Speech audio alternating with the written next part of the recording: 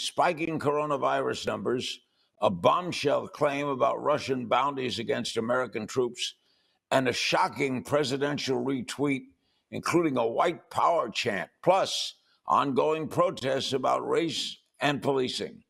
We'll lead off the discussion with former Congressman Bob Barr of Georgia, one-time Libertarian presidential candidate. He's also the president and CEO of the Law Enforcement Education Foundation, and he joins me from Georgia. Okay, Bob, the president acts like it's not there. The coronavirus numbers are terrible.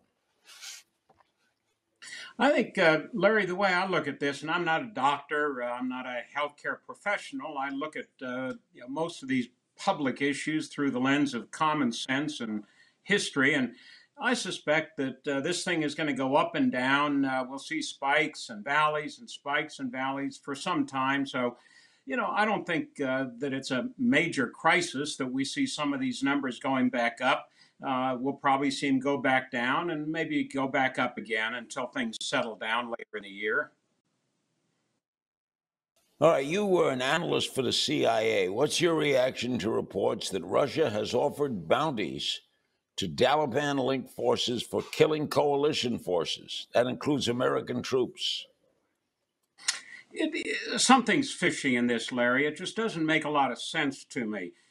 First of all, I have not seen any information that the intelligence, if it is accurate intelligence, has been verified.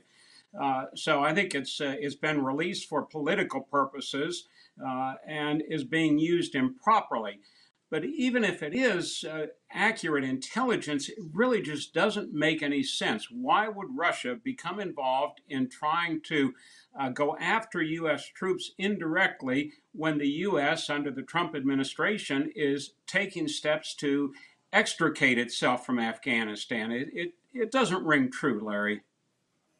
Well, who could explain Putin? Well, I guess we do have some folks at the CIA, where I used to work years ago, who are expert in trying to figure out what goes on inside the Kremlin and inside the minds of these former KGB officials. But it doesn't make sense from Russia's standpoint to do something like this, and the timing doesn't fit.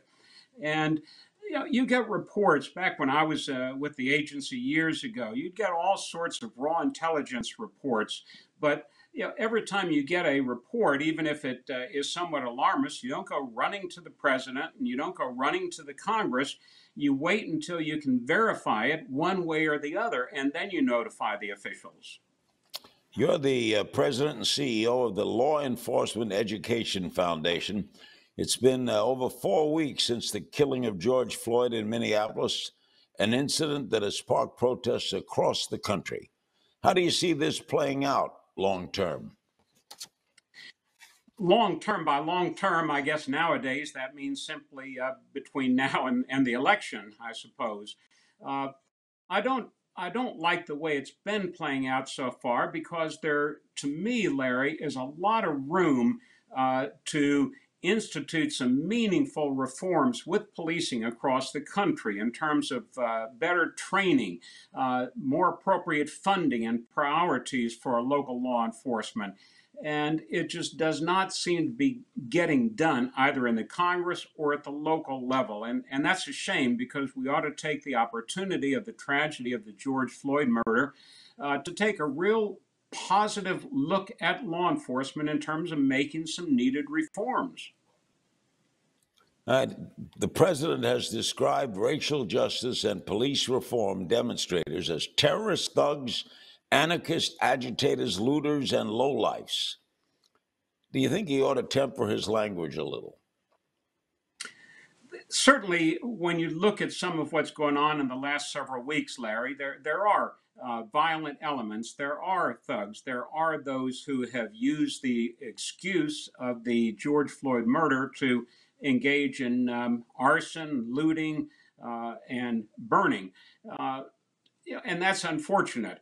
But by the same token, I do think that there is a lot more room than either the Democrats or the Republicans in the Congress are willing to accept in terms of some meaningful reform. And I'm I'm sorry that that really seems to be getting lost in Washington these days. What don't you like about the House proposal on police reform? It gets too much in the weeds, Larry.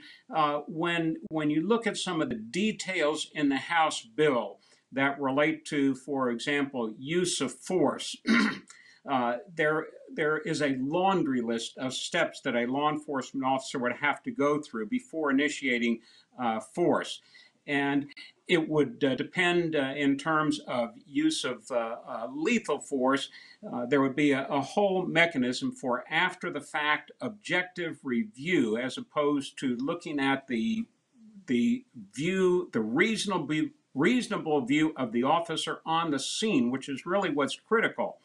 And the House bill, it gets so detailed, Larry, that it would make a violation of a person's civil rights if an officer exerts any, and I emphasize the word any because that's in the legislation, any pressure on a person's throat or neck. I mean that is simply way too detailed and impractical. How do you deal with the word reasonable? One police officer could see reasonable one way, and one could see it another, right? That certainly is true, but over the years, the standard that the courts have applied and have instructed juries have actually worked out fairly well. I think if you go back and you look at the use of deadly force cases that have come up over the years, I think juries and judges, most times, the vast majority of cases, get it right by looking at whether the officer on the ground at the time had a reasonable fear of serious bodily harm or death to himself or herself and other persons if they did not use deadly force. Saying, well, we're going to throw that standard out, and we're going to have a standard whereby some officer who was not there looks at it after the fact with 2020 hindsight, I think is terribly unfair to the officers on the ground. All right. Are you surprised the recent Associated Press poll shows 29% of Americans say the U.S. criminal justice system needs a complete overhaul? 40% say it needs major changes. Does that figure surprise you?